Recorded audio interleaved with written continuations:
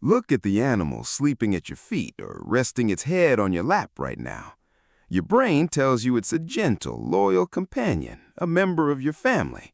But underneath that soft coat, behind those warm, expressive eyes, lies the genetic blueprint of an apex predator.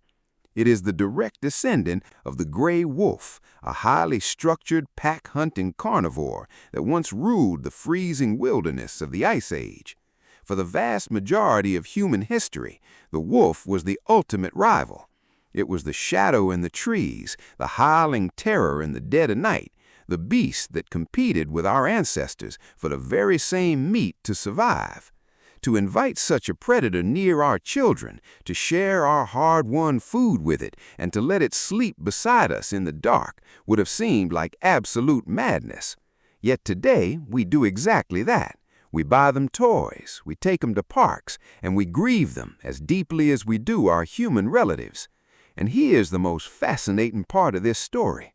You might believe we conquered the wolf. You might think we trapped them, chained them, and forced them to obey us. But science and history tell a much deeper, far more beautiful story. We did not conquer the wolf. Instead, they made a choice, and in doing so, they changed the course of human history forever. To understand how this happened, you have to travel back in time, long before the first cities, before agriculture, and before the invention of the wheel.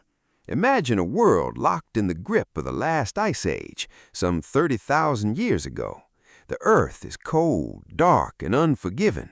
Human beings are small, fragile hunter-gatherers, moving in small bands, constantly searching for food and shelter.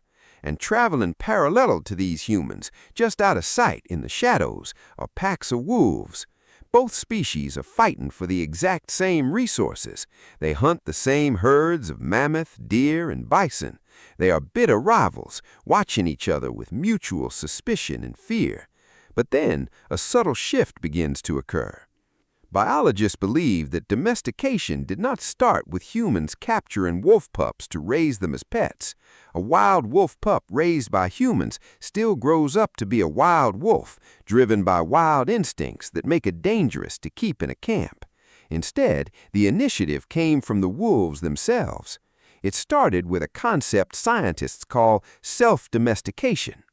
In any pack of wolves, there is a natural variation in temperament. Some wolves are bolder, more aggressive, and highly territorial. Others are naturally slightly calmer, with a slightly lower fear response. As humans camped, they left behind scrap piles of bones, leftover meat, and animal fat. To a hungry wolf in the freezing winter, these trash heaps were an incredibly attractive food source. The highly aggressive wolves stayed far away, choosing to hunt in the wild. But the braver, less fearful wolves began to creep closer to the human fires at night to scavenge. Over generations, this behavior created a powerful evolutionary filter. The wolves that were comfortable being near humans got a steady, easy source of calories. They survived the winters more easily, they reproduced more successfully, and they passed on their calmer, friendlier traits to their offspring. Their bodies began to change as well. Their brains shrunk slightly, particularly the parts responsible for fear and aggression. Their levels of stress hormones like cortisol dropped significantly. They were no longer wild wolves, they were becoming something entirely new. And humans quickly realized the immense value of these creatures. A wolf that was tolerant of humans was not just a scavenger, it was an incredibly effective alarm system.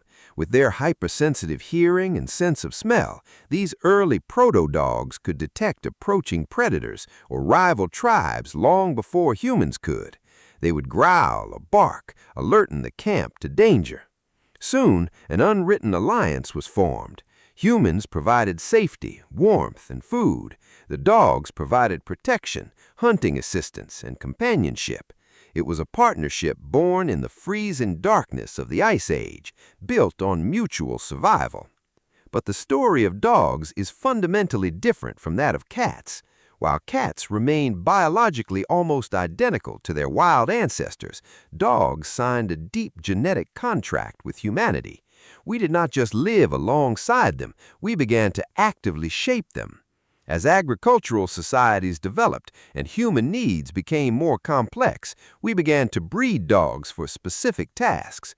We bred some for extreme speed to hunt game, others for incredible strength to pull sleds or guard livestock, and some for their small size to flush out pests from tight spaces. We fundamentally reshaped their anatomy, their size, and their coats. Today, there are hundreds of different dog breeds, from the tiny Chihuahua to the massive Great Dane.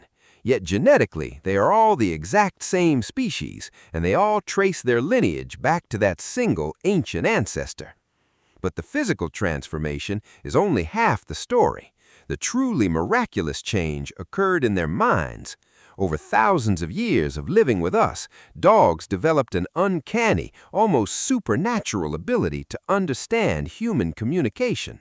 If you point at an object, a dog will look at where you are pointing to find what you want them to see.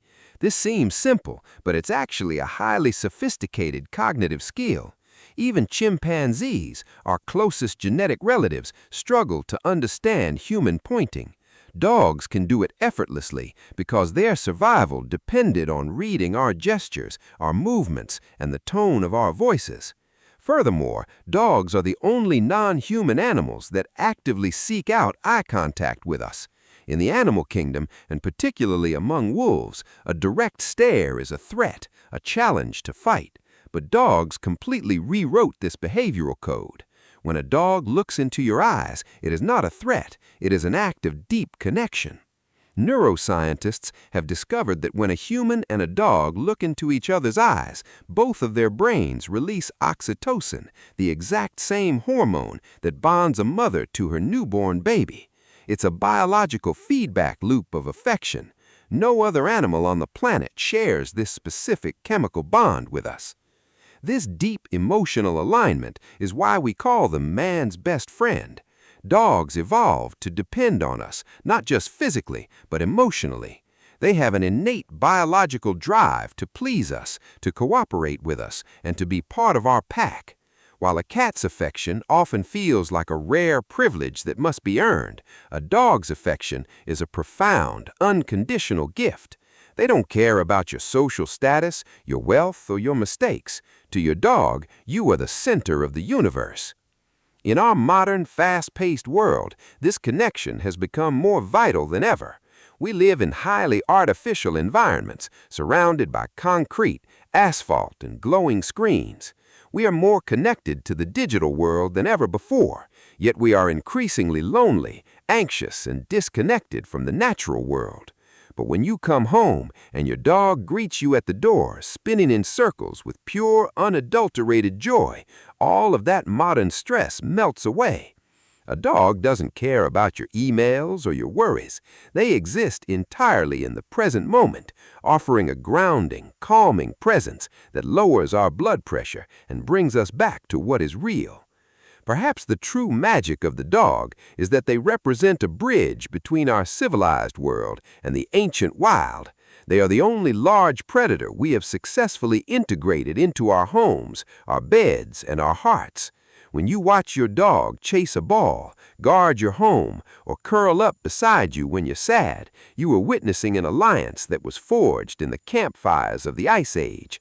It's a quiet reminder that we did not survive the wilderness alone. We survived because a wild predator looked across the flames, saw something it trusted, and decided to walk out of the dark to stand by our side.